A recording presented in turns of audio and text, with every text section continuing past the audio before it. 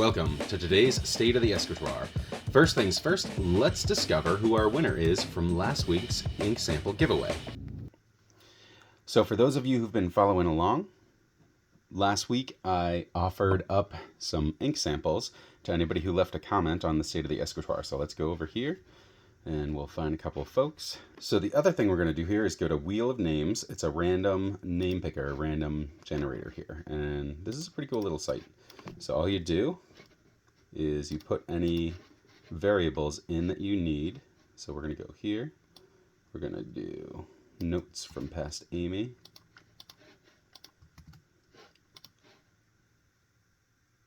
Going to do Santoxia, Santaxia, not quite sure. I think it's Santoxia, I would say it. We've got Malimishu.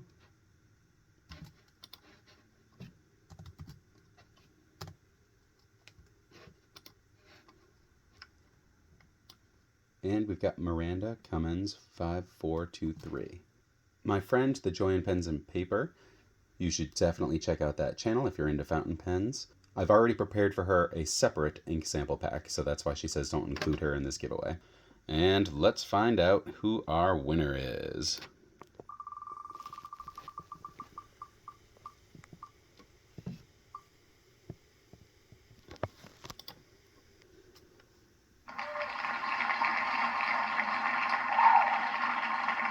Yay for Santoxia! All right, so Santoxia was our winner. Thank you very much for participating and, chilling out with us, watching our channel. You will be finding some contact info, and then we can go from there. Thank you very much.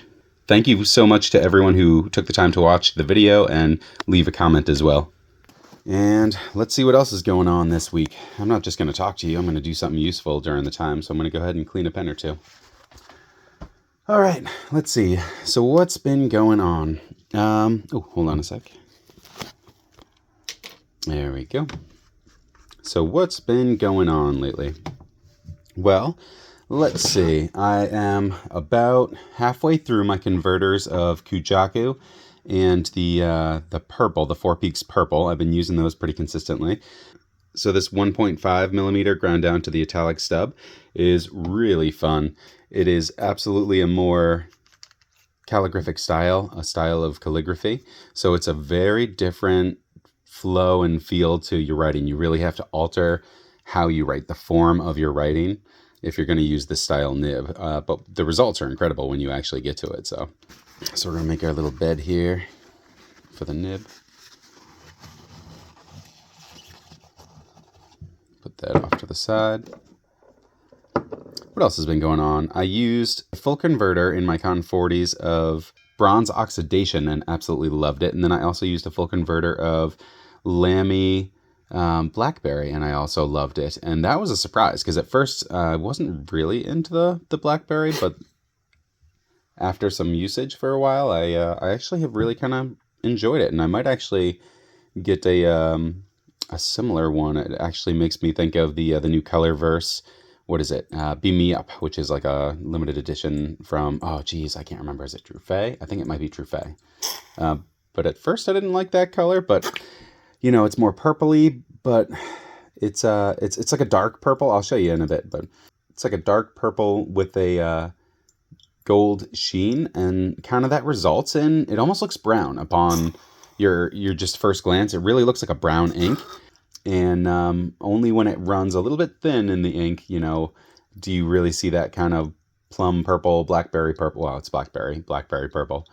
But yeah, I've actually come to appreciate that a lot. So I didn't really care about the whole the other Lamy ink issue that was a big controversy lately. I can't even remember the name. Plum or I don't know. I can't even remember the name of what it was. Lamy. Oh God, it was like a big to-do in the community because they came out, there was a beloved ink and then that went away. They brought back the same ink name. However, the ink itself had different components to it where they couldn't get all the same ingredients. So it was a slightly different color and a lot of people lost their minds over it. So, I didn't really care, but hey man, that's out there. That's some people's things. They got really offended. At the same time too, the Lamy company, if you didn't know, got bought out So it kind of had double news impact. All right, so I'm not even going to clean these too much. That's starting to run clean enough for me because I'm actually going to fill it with a very, very similar ink. So in that sense, I'm not 100% worried about cleaning out every last bit of it. This was a Blue Dragon, what was it? Blue Dragon Blue, I think? Might have been Blue Dragon Silver, but maybe we'll go for Blue Dragon Gold this time. Here's a little tip I like to do. So if you push that down, you can even do that, and it seems like it gets it all. But if you actually place it down on the paper towel, that cohesion of the water, the fact that it just wants to stay together, gets that extra bit out too. Look how much darker that was too. All right, while we're at it, I think I'm going to go ahead and clean out the Retro 51 medium of the Cold Steel. This was nice, but it doesn't have much in the way of sheen or shimmer or shading. It's a little bit of shading, and if you look at the swatch, there actually is tiny amounts of shimmer, but it doesn't really make its way into the actual ink itself, at least in my medium nib, which is kind of on the heavier side, these Retro 51s, at least I found. My medium is more like a medium bold almost. But let's go ahead and get our last writing sample and correct my T I forgot to correct. You're a real T now.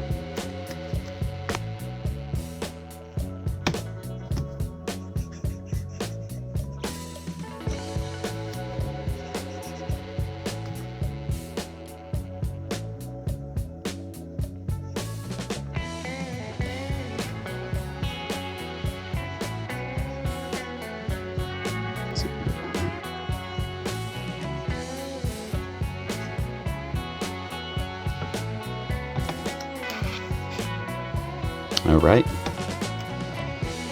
And there we go. Birmingham Cold Steel. You are like a cold steel. It is a cold kind of, it's like almost like a darker navy blue. It is. I can see the name Cold Steel being appropriate for this ink. Thank you to Hellcat again for lending me these samples so I could try these inks for everybody. Now, some people, if you really get into it, they might want to disassemble these things all the time. And I really enjoy these rituals, no matter what tool it is, and I really like breaking it down as much as I can. So at first, I, would take my nibs apart more, and then I found out that it's not something you should always do because it can actually, impart some wear and tear on the components here. And they're all pressure fit, and the entire concept of this thing working properly is a good airtight seal. So if you kind of follow those things through, with a simple mechanism that is more or less friction fit, each time you take it out, you risk kind of slowly degrading the competency of that airtight seal. So you lose some performance over time, basically. Not only that, but most people who damage their nibs, a lot of times it happens during that disassembly process where they are not protected and they drop it or, something goes wrong. So it's just an added component to the complexity, I guess. But I mean, overall, it's not that complex of a system. If you have to exchange a nib, if you're competent in, cleaning and disassembling most of your tools, knives, flashlights, things like that, you should be, fine disassembling one of these. Watch some videos first. I think I got 1 or 2 up, so leave notes if you need more help and commentary along the way. All right, so we got 2 pens cleaned, ready for new ink, more or less. What else can we do? This is Lamy Blackberry, and I do enjoy it. This is, at first I didn't care for it as much, but then it really grew on me because it almost comes off as a brown. The sheen, see that gold sheen? It's so heavy, it almost really comes off as a brown. And there's a Hayabusa purple, so you can kind of see. There's a Four Peaks purple, so you can see. This one really almost comes off at first glance like a brown, and then you look closer, and you see a little bit of the kind of purpley tones, but it's really, you can really see it in the swatch. You really only see those purple, dark undertones where that sheen runs dry, and there's a lot of sheen, so it doesn't often run dry. This is a kind of more subtle sheen in the actual writing. So let's get our writing sample here.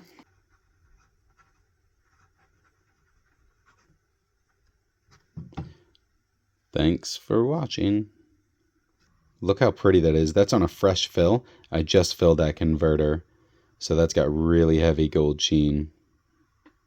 This is an ink that really grew on me. I didn't like it at first. I didn't really think it was all that great, but after actually using it consistently, this has really surprised me. I might actually get some of this. All right, so what I'm doing now is I'm actually taking a dry bulb syringe and I'm just pushing air through it to try and clear out any excess liquid that might have been in there before my next fill, because this the Cold Steel from Birmingham definitely was a nice easy clean. I didn't have to spend too much time at all really cleaning that out.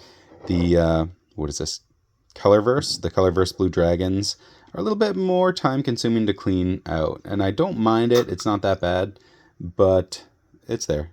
I think I'm going to do Blue Dragon Gold, which essentially Blue Dragon was so popular that they made 3 different variants with blue shimmer, with silver shimmer, and with gold shimmer. And I have all 3 of those, so I'm going to go ahead and put gold in this one and give that a go. I think that's going to look really pretty in that big line variation 1.5 with the Italic grind. Don't forget to kind of spray up there as any last residuals. Set that to dry for a moment, and here we go. All right, so I'm back, and I cleaned my hands with a product called Fast Orange. It's like a Home Depot, Lowe's, kind of heavy duty. I remember my grandfather having it 20, 30 years ago, and it gets sap off your hands. That's the kind of soap it is. It's very coarse, it's acidic, and it gets a lot of stuff off your hands. It's not an everyday thing because, you know, it's not moisturizing. Your hands aren't going to be pretty. They're going to be like not enjoying this all the time. It's abrasive, but I mean, it really did its job at getting most all that ink off. So kudos there. If you are a fountain pen enthusiast, you might check out a bottle of Fast Orange soap. And here we have our newly cleaned and filled 1.5 ground to an Italic. What I found with this one is you really have to prime it because it's so thin there that I have to kind of like put a little bit of pressure, and then I go up and down a little bit to really prime the entire surface area to get a good start. And that's how I can go. Got to go slow and wait for that feed too.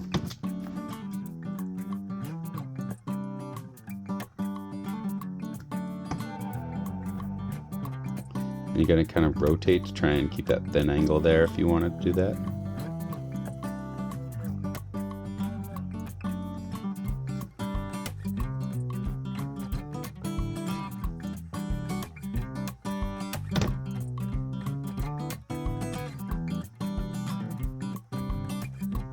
This is a totally different style of writing with the rotation of your pen and your nib control than it would be with a flex pen or even a regular medium or something.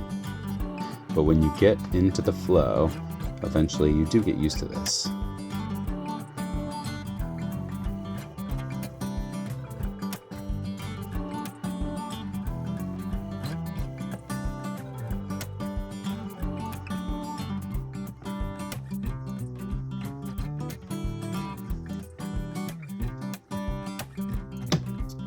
And these T's and things are nice to show that line variation too.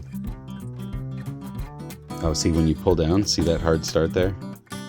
So when you pull down, again, you have to make sure it goes a little bit side to side just to make sure that your surface area, your entire surface area is kind of wet with ink before you pull down. You really got to do that with this one.